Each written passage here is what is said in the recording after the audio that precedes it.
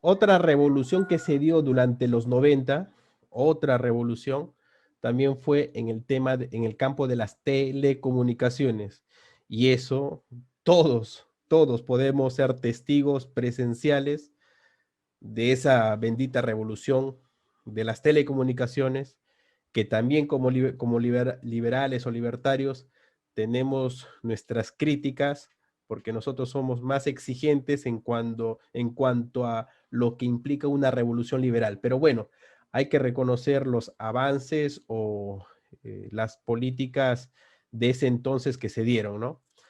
Antes de la privatización de la compañía peruana de teléfonos en 1993, el porcentaje de hogares, solamente de manera referencial les digo esto, el porcentaje de hogares con teléfono era de apenas el 9%, imagínense, ¿no? Y estoy hablando de teléfono fijo, ¿eh? Antes de la privatización. Ese era el porcentaje de hogares con teléfono, ¿no? En el Perú. En 1993 el tiempo de espera para conseguir un bendito teléfono era de 118 meses en promedio. Quizá la mayoría de ustedes no, no se acuerdan o porque han sido muy niños o de repente ni nacían. Yo, bueno, algo me acuerdo porque era niño y me acordaba de que para ir a Entel Perú, por ejemplo, era todo un acontecimiento, ¿no? Te tenías que vestir bien porque era como ir al cine. Te ibas a Entel Perú y tenías que esperar, te llamaban y tú entrabas a unas cabinas y bueno, tenías que, emocionado, ¿no? Experimentar, tocar un teléfono y hablar. Eso era lo que ofrecía el Estado en ese momento, ¿no? Un servicio totalmente estatalizado y arcaico para su tiempo, ¿eh? Porque en otros países obviamente estaba muy adelantado, pero eso se dio antes de la revolución de las telecomunicaciones en los 90. Existían estas empresas estatales, Entel Perú, que era para las provincias, y para Lima, la compañía peruana de teléfonos SA. A ver, con respecto a la revolución de las telecomunicaciones. A partir de 1991 entonces, y estamos hablando dentro del gobierno de Fujimori, el gobierno dictó una serie de leyes para la reestructuración del sector de telecomunicaciones. Ahí para que tengan referencia, ¿no? ¿Cuál fue, digamos, los primeros dispositivos legales que se emitieron? 1991, Decreto Legislativo 702, normas que regulan la inversión privada en telecomunicaciones. En mayo de 1993 se promulgó el texto único ordenado de las telecomunicaciones, de la ley de telecomunicaciones. Fueron, digamos, las leyes que permitieron, ¿no? De que eh, se privatice ese servicio. Pero vamos a ver, con respecto a este último dispositivo legal, el texto único ordenado de la ley de telecomunicaciones, por ejemplo, quiero resaltar estos dos artículos. Su artículo 2 decía lo siguiente, o dice hasta ahora lo siguiente: declárese de interés nacional la modernización y desarrollo de las telecomunicaciones dentro del marco de libre competencia. Miren, utilicen esas palabras. Su fomento, administración, control corresponde al listado de acuerdo a la presente ley. Pero bueno, entonces está hablando de libre competencia. Nosotros sabemos que en realidad no se dio un marco de libre competencia. Tanto es así que dice, declárese de interés nacional. Cuando el Estado o los políticos utilizan esa frase, declárese de interés nacional, quiere decir que el Estado está a cargo de ese servicio, no lo suelta. Y eso es lo que nosotros los liberales criticamos. No se liberalizó ese servicio, las telecomunicaciones, no se liberalizó. El Estado no quiso soltarlo. Por eso siempre señala ese término o esa frase tan ambigua en lo que entra todo, ¿no? Declárese de interés nacional. ¿Cuál es ese interés nacional? El interés de la nación. ¿De quiénes? ¿Qué interés? ¿Qué implica ese interés? Pero bueno, siempre lo utilizan esa frase, ¿no? Porque es una frase muy estatizada para que el Estado intervenga. En su artículo 6, ¿qué dice? El Estado fomenta la libre competencia, ¿no? Fomenta la libre competencia en la prestación de los servicios de telecomunicaciones. Regula el mercado de forma que se asegure su normal desenvolvimiento. se controlen los efectos de situaciones de monopolio, se evite prácticas y acuerdos restrictivos derivados de la posición dominante de una empresa o empresas en el mercado. Igualmente, el Estado fomenta la participación. Esa palabra que no les gusta a los socialistas, ¿no? Que el Estado no fomente, sino que el Estado participe, que el Estado sea empresario, a pesar de las nefastas consecuencias o los nefastos resultados que se ha dado con tantas empresas estatales que hemos tenido y que han tenido que ser vendidas porque no valían nada. Entonces, en este artículo se señala esto, ¿no? El Estado fomenta la participación de los usuarios, de servidores, de telecomunicaciones en el establecimiento de tarifas y en la prestación y control de estos servicios. Como liberales, como les repito, podemos hacer muchas críticas a esta ley, pero de todas maneras permitió el ingreso de capital o inversión privada dentro de este rubro de telecomunicaciones. Y lo vemos ahora, ¿no? Con algunas empresas en el rubro de telecomunicaciones que nos brindan estos servicios. Pero de todas maneras, ¿no? Le hacemos la crítica de que el Estado siempre ha estado interviniendo y ahí interviene bastante, pero ha sido un poco más abierto. De todas maneras, hay mucha crítica que hacer a la actual legislación en telecomunicaciones, pero de todas maneras resaltamos que hubo cierta revolución capitalista en las telecomunicaciones, parcial podría decirse, ¿no?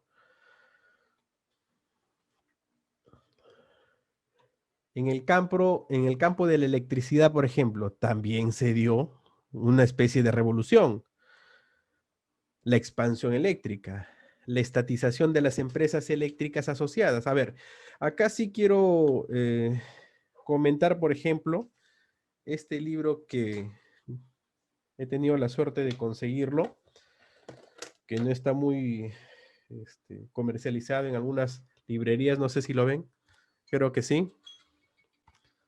Pero es La historia de la electricidad en Lima, de un historiador, Giovanni Bonfiglio.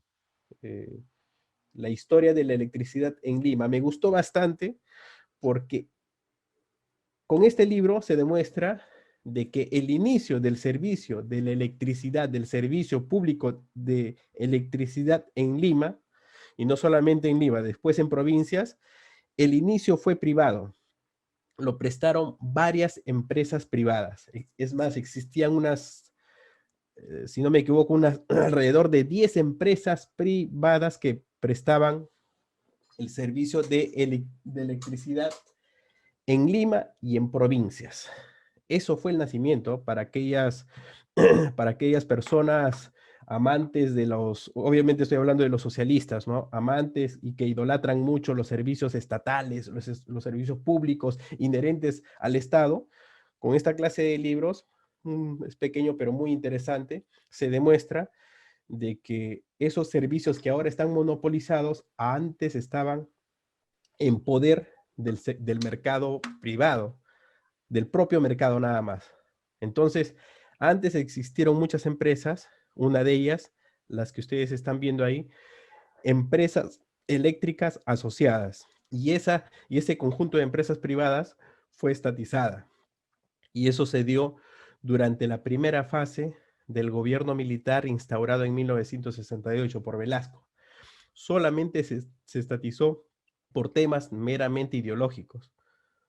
No existió un sustento técnico de que por tal motivo se tenía que estatizar esas empresas. Simplemente se estatizó y punto. Y es más, si tenían capital extranjero, con mucha más razón, porque era muy nacionalista, ¿no? Velasco. Entonces se estatizó de todas maneras. En esos años hubo esa tendencia de estatizar empresas que prestaban servicios públicos y actividades productivas en sectores que el Estado consideraba estratégicos. Esa palabra también lo utilizan mucho los socialistas. Como es estratégico, porque yo lo digo, entonces pasa a manos del Estado. En ese tiempo, pues, se empezó a utilizar ese término. Acá hay algo muy importante. La figura de los bienes de dominio público había sido introducida por la Ley de Industria Eléctrica en 1955. Imagínense, esa frase prácticamente fue acuñada o inventada como pretexto para intervenir en ese año. Bienes de dominio público, nada más. El Estado lo dijo, los políticos de entonces, los gobernantes de entonces dijeron, ¿sabes qué? Son bienes de dominio público y se acabó. ¿Qué implica? Que el Estado se entrometa. ¿Qué implica? Que el Estado intervenga. ¿Qué implica? Que el Estado meta sus uñas cutres dentro del mercado y te quite tu propiedad. Nada más, porque lo dicen una ley y señala que es un bien de dominio público. Y eso, pues, como dicen, es un término muy ambiguo que puede, pues, entrar toda clase de definiciones o términos, ¿no? Entonces, después se dio la privatización del sector eléctrico, ¿no? Imagínense, acá es algo muy importante porque antes la electricidad en Lima estaba privatizada, después se estatizó y en el gobierno de Fujimori se volvió a la privatización del sector eléctrico, no como antes, no como lo que señala Giovanni Bonfiglio en este libro, en el que existían empresas privadas, pero puras, que competían, invertían, ¿no?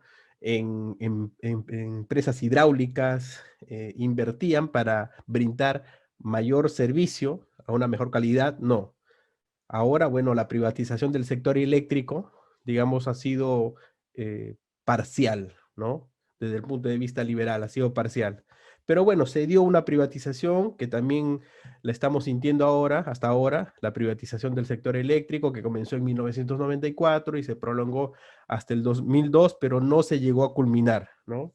Este es un tema también muy enrevesado, que implicaría unas 2, 3 clases para analizarlo a fondo, el tema de la privatización del sector eléctrico, pero de todas maneras, sabemos que existen empresas privadas dentro del sector eléctrico, pero esas empresas privadas obviamente están intervenidas políticamente, ¿no? La influencia política se ve.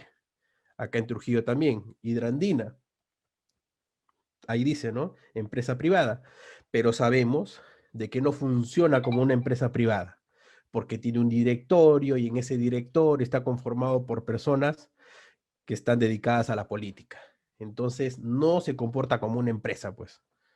Porque si nosotros comparamos con otra clase de empresas en otro rubro, no vas a encontrar, pues, las famosas puertas giratorias, es decir, aquellos funcionarios que en algún momento regulaban cierto sector, pero después que salieron de su cargo funcionarial estatal, obviamente por favor, por algunos favores dados, ahora pues llega a trabajar en esa empresa privada que no es empresa privada en el sentido estricto de la palabra. Pero bueno, como repito, se dio cierta clase de privatización, que fue, obviamente que fue algo mucho mejor que la estatalizada, que hubiese sido mejor que se regrese a los años 50, ¿no? O a los años 60 también, antes de la estatización con Velasco, hubiese sido mejor que regresen esas empresas privadas de electrificación que se dio pues al inicio en Lima, ¿no? 1900 y todo. Electrolima también fue privatizada, 1994, 1996, fueron empresas que se privatizaron. Los resultados de la privatización son diversos.